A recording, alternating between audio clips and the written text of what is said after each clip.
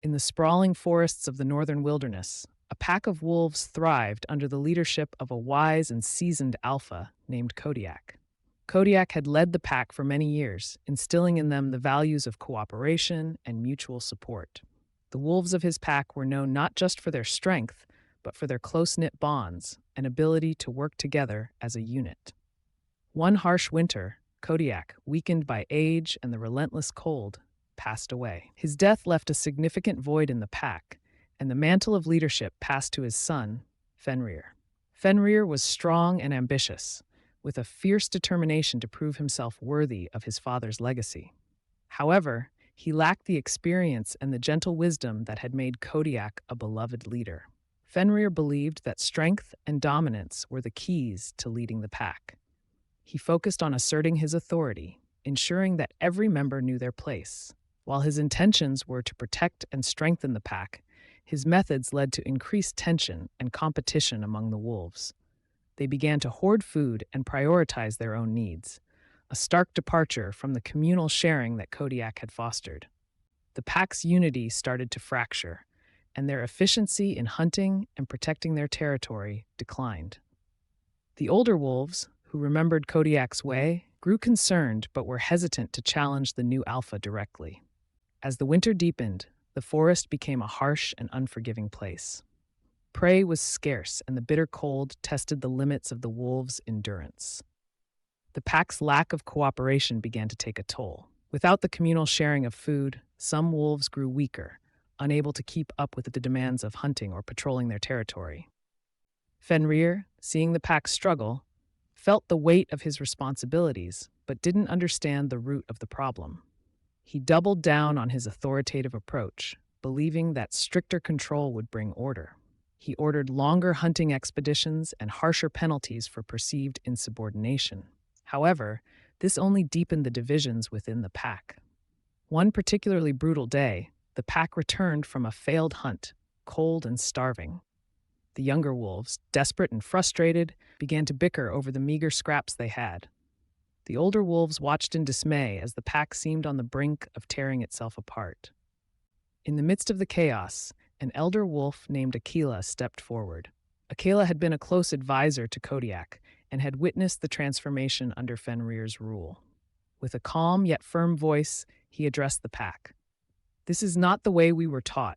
Kodiak led us with a spirit of sharing and cooperation. We must remember his teachings if we are to survive this winter." Fenrir, though initially resistant to Akela's words, realized that the elder's wisdom was grounded in the pack's traditions. He called for a meeting where Akela was given the floor to share his perspective. The elder wolf recounted stories from Kodiak's time, emphasizing how sharing resources had always strengthened their bonds and ensured their survival, especially during the hardest times. The stories resonated with the pack. Fenrir, reflecting on his father's leadership, saw the truth in Akela's words.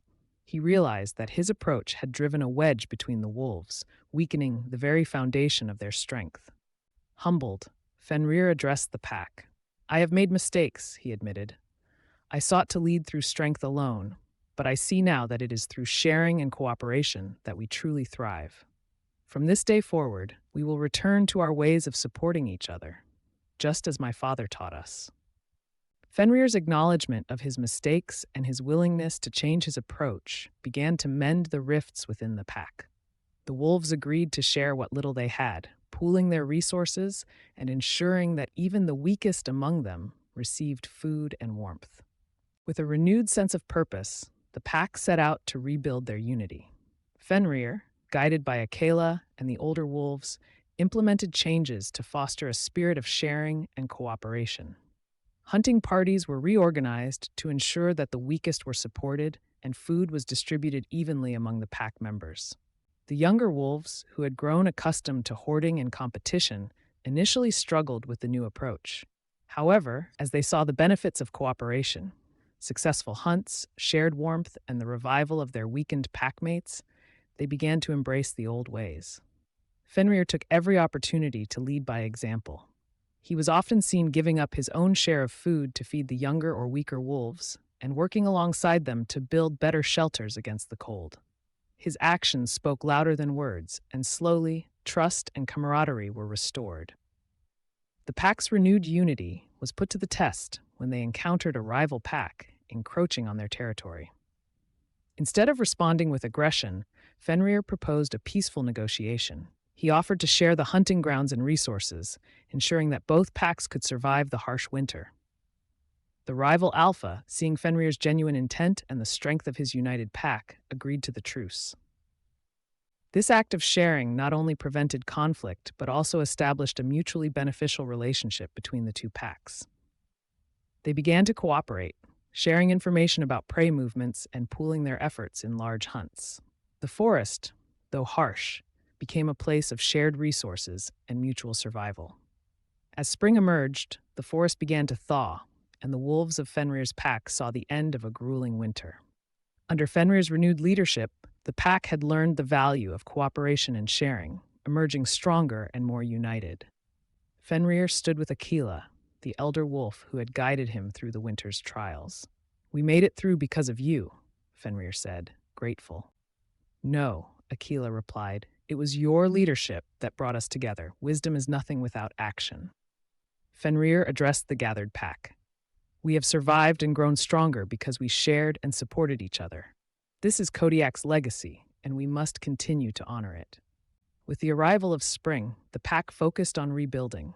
They repaired dens, hunted together, and prepared for the births of new pups. Fenrir emphasized teamwork and sharing, ensuring everyone was fed and cared for.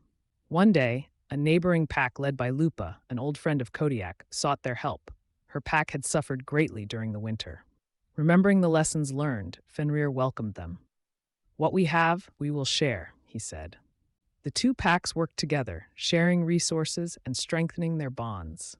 This act of generosity set a powerful example, inspiring cooperation among other packs in the region.